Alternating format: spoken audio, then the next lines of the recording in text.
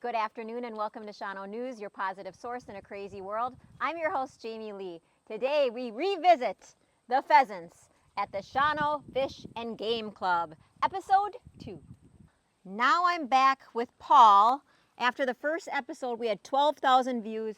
People in Shawano are very interested about this project. We are here, it is the beginning of August, and the pheasants are in their second phase. Yep. So we're going to take a tour and you're going to tell us how these little guys are doing. Okay. Let's start walking.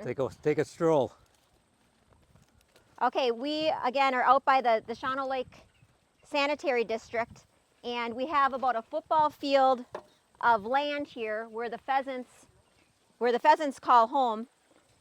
Paul, how many birds again do we have? Total between this big run and that run across the way there's about 730. As you can see in the distance, I'm gonna go slowly so I can get this shot because it's very, very neat. Okay, slowly look at all the pheasants. They have all these beautiful natural runs to be free. We have this netting on top to keep them safe, protected in this area, about a football field of land. What a perfect home for these pheasants. So the first time I was here, all the birds had just gotten out of the Brood house. brood house, and now they're running free until October. Yep. And during this time, the next phase, which I'd like to educate the audiences, is we have safe blinders on the birds. Yep. So let's go check them out, and you can Okay. teach us. Let's head over to the water. Actually, here's one that got pulled off. Let's come really close up here.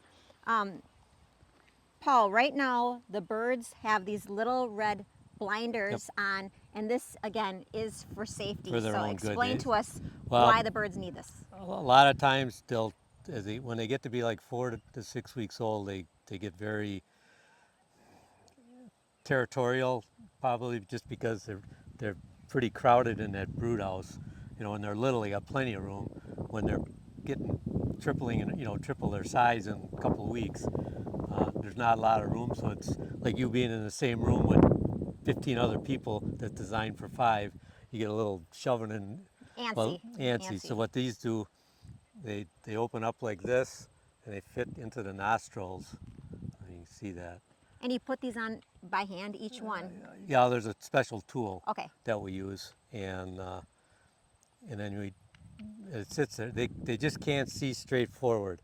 They can see down, they can see to the side, and they can see up, but they can't see straight forward. So, you know, it's still very humane. Yeah. It's humane, and you said you do this very gently. Yeah. So no birds birds were hurt. Yeah, we actually didn't lose any birds from blinders. Normally, 2 or 3 days later, you'll find out of 800 birds, you might find 3 or 4 that just didn't do well. So again, the blinders are on. They can eat. They can walk around, but it protects them from hurting each other. Yeah, themselves. they can't sit there and stare each other in the eye like this, you know.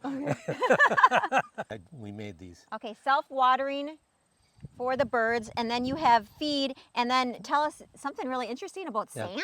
Well, when they're little, we introduced sand this year. The last 2 years we introduced it real early. This year they were 5 days old, and we started when we took the ring off around the brooder to keep them close to the heat. They just dive into it like they've been waiting for it for their whole life. 5 days only, but they were for the sand. For the sand, and that helps.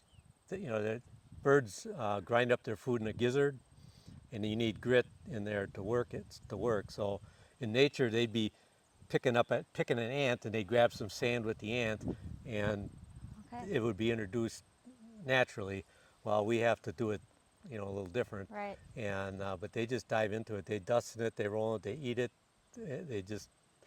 They go crazy with. I mean, it's like giving a kid candy. So they just one of the projects here is now you're just really maintaining them, keeping them well fed and watered. What's this? These are roosting posts. We started putting these in a few years ago because at night. Oh my goodness! Oh my goodness! Get that! That scared me. Okay, We're safe, right? As you can see, there's a couple in here. But They heard my high annoying that's voice what and they they heard. are Yep. flying away. And what they like to sit up here, especially if they don't roost here at night, and some of them do, but in the morning they'll come up here to dry off because they're up in the sun. And this also teaches them when we do let them out, if you sit on the ground, something's going to get you. You know, so if they, a lot of places where we've let birds go for a few years that actually make it through the winter, they'll roost in pine trees, you know, like small pines like that on the outside there. They'll go up in those lower branches. That way the foxes and raccoons don't get them. And in the pine trees, the hawks and owls can't get them either. So Have you they always learn. been into to nature and to animals? How do you know all this? I know it's years of It's- experience, but it's just something yeah, you're passionate about? I've been hunting pheasants. When I lived in Milwaukee for 56 years. And when I was a kid, we hunted pheasants with bow and arrow. And since I was 12 or 13 years old, so I know a lot about pheasants. And when I raised birds here, I think I started 9 years ago. I had never raised a bird in my life, but we had the best birds they've had in 25 years. Not that I was that good, Well, but no. I knew I know what real pheasants look like, wild pheasants, and I know people that there's a guy in our club. His parents raised pheasants for 30 years, and his mother wrote down just about every time a bird did you know what, and she documented everything. And I learned a lot from that. So people helping each other, Yeah, passing down this information and generation to it's just common. generation. A lot of it's just common sense. I think I told you the last time when I first started, when the chicks were little, I just take a folding chair and I sat in the brood house in 100 degrees and I just watched them. They tell you what they need. You just watch them, and you try to pick out one bird and see what he does. Love You know, that. It's and like you're the pheasant whisperer, well, Paul. well, I told you when they hear my truck coming down. I got a new truck now. They'll have to learn that one. But my old truck, I drive down the road and there'd be a bird will come flying out of the cornfield and jump on the side of the road Right. and follow me down the road. Well, 'Cause I they can figure just tell that, in your voice and in your eyes that you really have a passion for yeah, these that's animals. And the people of Shawano are so grateful that you're helping keep this tradition, this sport yeah. alive for the next generation. And So, hopefully we can yeah. get some young people in here to That's what we continue need. this, right? That's what we need. We need some younger people. And So today what I've realized, this really is like a pheasant heaven. I mean, yeah, there they is no got better place for the pheasants to be they got it raised. made here. And if we didn't have this program, you said there wouldn't be Yeah, hardly without any that- birds. No, there wouldn't be anything around here. That day-old chick program that the DNR has, we wouldn't have. There's 2 or 3 other clubs that do similar thing. We may raise a few more birds than they do because we got more room. So you this know, this and, program is keeping the legacy Yeah. of bird hunting alive here in Shawano County. Let's keep walking, and I know you're so grateful. A call to action is that you want some more new club members, any Yep. ages, men, women, kids. Kids, yeah. And how can they get a hold of you? They can just give you a ring or a Facebook page. Yeah, we've got our Facebook page and we got a Gmail. We actually, it's up on our sign now. We've got see us on Facebook, and our Gmail is up on top of the sign. And now we're with one of the club members, Lisa. What's your last name? My name is Lisa Weezy. Are you from Shawano? I am not from Shawano. I've been in Shawano about the last 10 years. And how did you get involved in the club?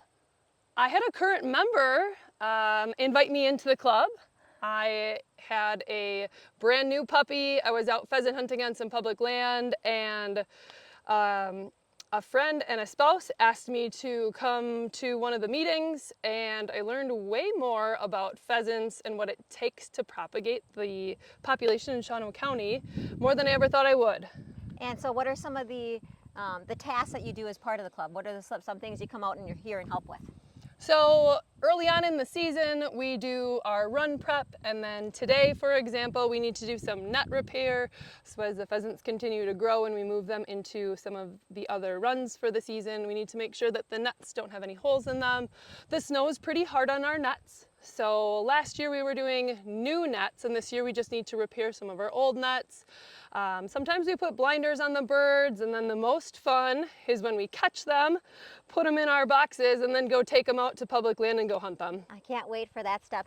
And again, it doesn't matter if you are a lady, a child, a senior citizen, a man, everyone is welcome here. It's such a fun outdoor activity. So calling all ladies, all bird ladies here to the Fish and Game Club. And before the next third episode, we're going to be at the Shawano County Fair. So again, you have a stand there, Yep. you're selling beer and food, and all the Food, yep. proceeds go to the Fish and Game Club Fish of and Shawano. Game Club, yeah. Are you going to be working there? I'll be there Wednesday night, Thursday night, a little bit Sunday night, and all day Monday. Okay. Well, thank you again for all you do. But I'm not going to be signing autographs. Okay, see? You're famous. You're famous. Thank you for the information. Can't wait for the third episode and to see these birds grow and fly. You're going to have fun when we let them go, I'll tell you that. If you thought that was scary when those birds went up, you wait to see when they're big. I can't wait. They're only half as big as they're going to be. So. Amazing. Okay, thanks, Paul. All right. It's been a fun evening here at the Shawano Fish and Game Club. Stay tuned for episode 3 when we let these guys go. Please share this post, call us, message us if you'd like to be a part of this club. I hear some birds coming. I hear them coming. There they're going. This is Jaime Lee signing off for Shawano News. Keep living and loving in the 5 for 166. I don't see them. They flew away.